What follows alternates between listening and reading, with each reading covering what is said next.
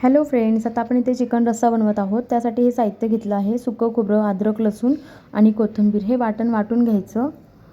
आणि त्यानंतर चिकन शिजवण्यासाठी इथे मी कुकर घेतला आहे. त्यामध्ये थोडं तेल टाकलेलं आहे. तेल टाकून झाल्यावरती तेल थोडं गरम झाल्यावर इथे मी 2 हिरवी विलायची टाकली आहे. नंतर जिरं टाकलेलं आहे आणि चिकन स्वच्छ धुवून असं हळद मीठ लावून ठेवलेलं होतं. हे बघा, इथं जे वाटून घेतलं त्यातलं थोडं वाटण ह्यात आणि थोडं रश्श्यासाठी ठेवलेलं आहे. तर त्यामधलं थोडं मी यात टाकलेलं आहे.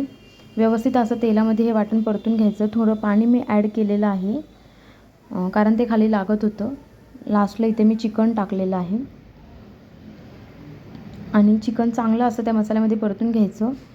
पाणी टाकायचं, आपल्याला लागेल तसं इथे पाणी टाकायचं आपल्या आवडीप्रमाणे. आणि इथे कुकरला हे शिजवून घ्यायचं. एका साईडला मी इथे 2 कांदे भाजायला ठेवले आहेत. हे कांदे चांगले भाजून झाल्यावरती त्यात कोथिंबीर ॲड करून हे वाटून घ्यायचं. आणि इथे फोडणीसाठी मी कढईमध्ये तेल टाकलेलं आहे. त्यामध्ये कढीपत्ता टाकलेला आहे आणि बाकी राहिलेलं सगळं हे वाटण टाकलेलं आहे.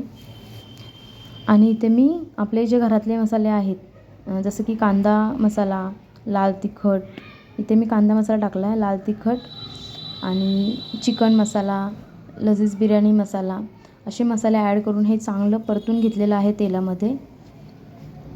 परतून झाल्यावरती यात थोडं मी आळणी पाणी ॲड केलेलं आहे. असं हे व्यवस्थित हलवून घ्यायचं. आणि हे हलवून झाल्यावरती इथे मी लास्टला बघा, जेव्हा हे थोडं तर्री सुटेल तर तेव्हा हे चिकन मी ॲड केलेलं आहे. आणि लास्टला जे आपण वाटून घेतलेलं आहे कांदा आणि कोथिंबीरचं, ते वाटण टाकायचं, थोडं मीठ टाकायचं आणि अशा प्रकारे आपली चिकनची भाजी तयार झाली. वरतून थोडी कोथिंबीर ॲड केली.